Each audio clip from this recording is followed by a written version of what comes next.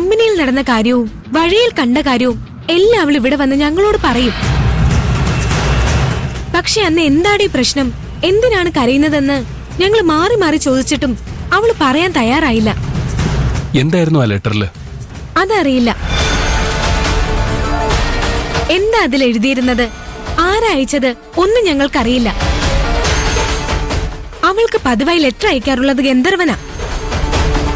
ഗന്ധർവന്റെ letter ആണോന്ന് ഞങ്ങൾ ചോദിച്ചിട്ടും അവള് മറുപടി ഒന്നും പറഞ്ഞില്ല.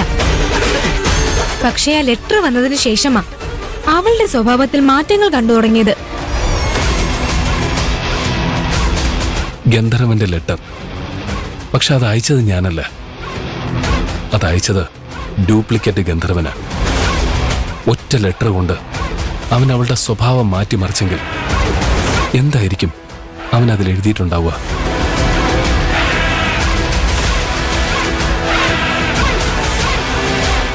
ഐഷ, എന്നാ ലെറ്റർ വന്നതെന്ന് കൃത്യമായിട്ട് പറയാൻ കഴിയോ? കമ്പനിയുടെ ഓണം സെലിബ്രേഷൻ ഉണ്ടായിരുന്നില്ലേ, അതിന്റെ തലേ ദിവസം. സെലിബ്രേഷന് വരാൻ അവൾക്ക് ഒരു താല്പര്യം ഉണ്ടായിരുന്നില്ല. എന്നെയും ജെന്നിഫറിനെയും മീനയെയും കൈലാഷ് സാറ് നേരിട്ട് ക്ഷണിച്ചതാ. അതിൽ പങ്കെടുത്തില്ലെങ്കിൽ മോശമല്ലേ? ഞങ്ങള് 3 പേരും കുറെ നിർബന്ധിച്ചപ്പോഴാ അവൾ വരാൻ തയ്യാറായത്. അവിടെ വെച്ച് സാധാരണ പോലെ അവള് പെരുമാറിയത്. പരിപാടി കഴിഞ്ഞ് തിരിച്ചു വന്നപ്പോഴേക്കും വീണ്ടും അവളുടെ സ്വഭാവം മാറി.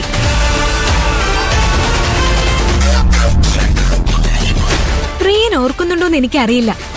അന്ന് രാത്രി പ്രിയൻ അവൾക്ക് മെസ്സേജ് അയച്ചിട്ടുണ്ടായിരുന്നു.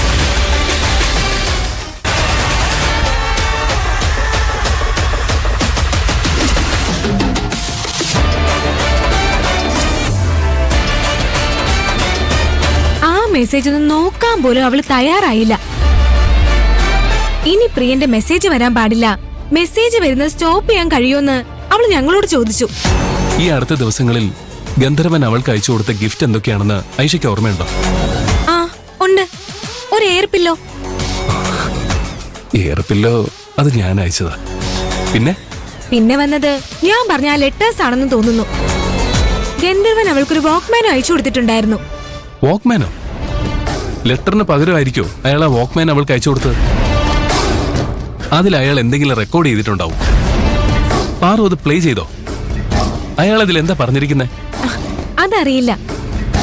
പ്രിയം വരുന്നതിന് കുറച്ചു മുൻപ് ഗന്ധർവൻ അയച്ചു കൊടുത്ത എല്ലാ ഗിഫ്റ്റും ലെറ്റേഴ്സും നിരത്തി വെച്ച് സ്വബോധം നഷ്ടപ്പെട്ടതുപോലെ അവൾ ഇരിക്കുകയായിരുന്നു. ഞങ്ങൾ ആ വാക്ക്മാൻ എടുക്കാൻ നോക്കിയപ്പോ അവളൊരു ഭ്രാന്തിയെ പോലെ ഉറഞ്ഞു തുള്ളി. ഇതുവരെ കണ്ടിരുന്ന പാറു ആയിരുന്നില്ല അത്. ഇതിനു മുൻപ് ഒരിക്കലും അവൾ ഞങ്ങളോട് അങ്ങനെ പെരുമാറിയിട്ടുണ്ടായിരുന്നില്ല. ഐഷ, ഗന്ധർവനെ കണ്ണു അടച്ച് വിശ്വസിക്കരുതെന്ന് ഐഷ അവളോടൊന്ന് പറയൂ. അതെന്താ പ്രിയൻ അങ്ങനെ പറഞ്ഞത്? ഗന്ധർവൻ പ്രശ്നക്കാരനാണോ? അയ്യോ അല്ല, ഗന്ധർവൻ പ്രശ്നക്കാരനായതുകൊണ്ടല്ല.